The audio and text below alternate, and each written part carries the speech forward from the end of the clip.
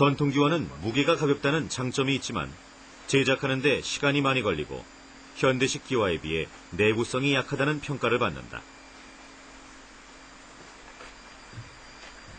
그런데도 숭리문 복원을 위해 전통기와가 선택된 이유는 무엇일까? 숭리문 복원에 앞서 국내 한 연구진은 흥미로운 실험을 했다. 복원에 사용될 가장 최적의 기와를 찾기 위해 숭리문에 사용됐던 전통기와와 현대기와를 대상으로 여러 가지 검사를 한 것이다. 먼저 수분 흡수율을 조사했다.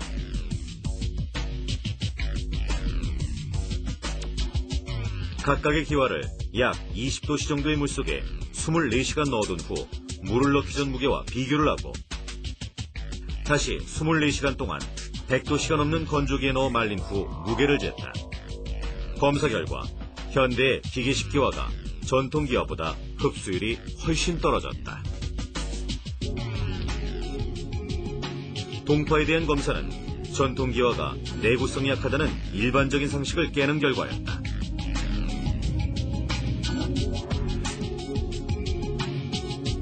이 결과를 얻기 위해 기계식 기와와 전통 방식의 기와를 각각 영하 25도 이하의 냉동고에 동결시키는 것을 여러 차례 반복했다.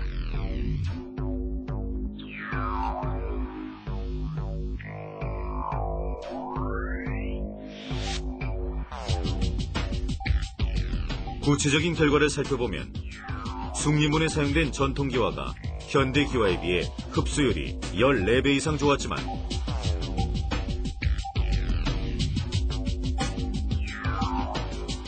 동파에 의한 균열이나 휘어짐 강도는 비교적 크게 떨어지진 않았다.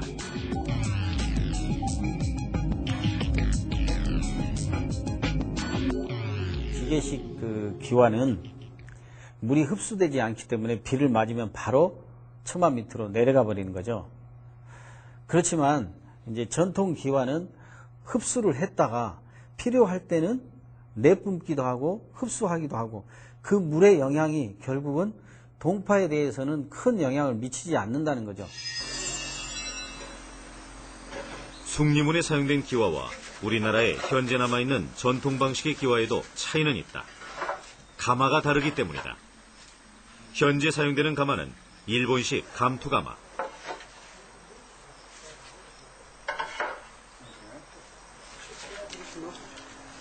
그러나 조선시대에 사용한 가마는 등유식 가마다. 숭리문 복원에 사용될 기와를 만들기 위해 보증을 통해 등유식 가마를 새로 제작했다. 등유식 가마는 경사면에 가마를 만들어 밑에서 장작을 태워 열기와 연기로 기와를 굽는 방식이다.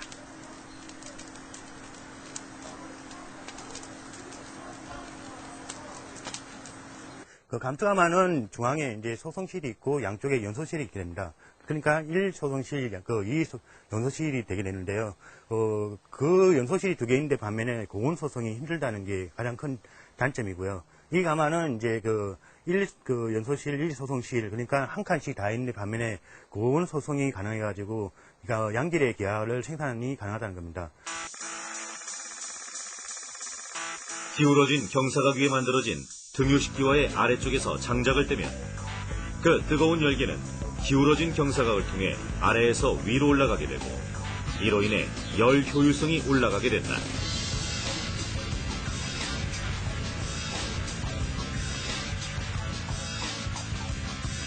열 효율성이 높기 때문에 기계식 기와나 감투식 가마에서 만들어진 기와에 비해 등유식 가마에서 만든 기와는 비교적 저온에서 초벌구이, 두벌구이 등의 소송 과정을 거치게 된다.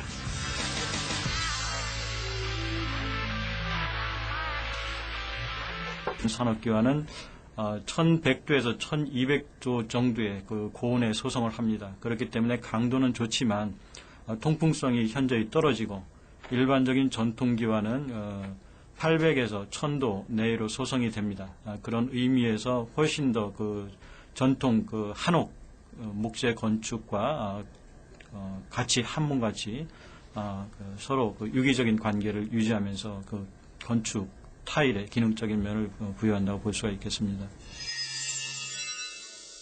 여주의 대장간. 이것도 숭림은 복원을 위해 전통 철물 제작을 시작했다. 이렇게 높게 이렇게 굴뚝같이 생긴 거, 이것도 역시 제철로고.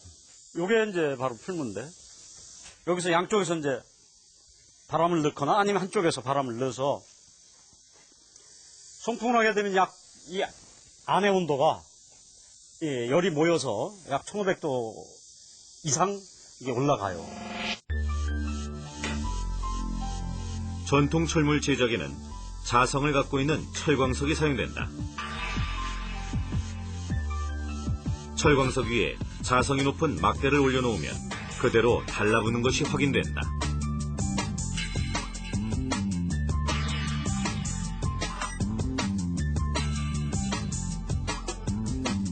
땔감으로 사용되는 것은 숯. 고온 속에서 철광석은 분쇄되고 그 안에 특별한 물질이 첨가된다. 바로 조개 껍질이다. 현대 철 조물에서 조개 껍질을 넣는 것은 찾아볼 수 없지만 이렇게 들어간 조개 껍질은 철 성형을 쉽게 만드는 역할을 한다. 이것은 조개 껍질의 성분 때문인데 경험을 통해 장인들에게 전해진 이 사실을 현대과학에서는 성분 분석을 통해 알아냈다. 실제로 철광석 내에 실리콘 산화물이, 그러니까 규소 산화물이라든지 철 산화물은 많이 있잖아요. 근데 칼슘 성분도 있긴 있지만 많지 않다고. 그러니까 조개 껍질을 재련할 때 같이 넣어주면은 거기에 있는 칼슘 성분이 들어가서 칼슘 ok사이드, 그러니까 칼슘 산화물이 돼서 세 개가 서로 섞여가면서 녹는 온도를 내려뜨리거든요. 그러니까 이제 그렇게 되면 훨씬 유리하죠. 낮은 온도에서 제거할 수 있고 쉽게도 제거되고. 과학자들은 이런 제작 방식의 차이가 최종 완성된 철물에 어떤 영향을 미치는지 연구했다. 가장 큰 차이는 구성 성분이었다. 탄소를 이용해 만드는 현대 철물과 목탄이나 수치를 이용해 만드는 전통 방식의 철물을 현미경을 통해 직접 관찰해보면 철물을 구성하는 성분에서 차이가 드러난다. 우리나라에서 발굴된 거는 황을 검출하기 어려웠어요. 이제 그러고 또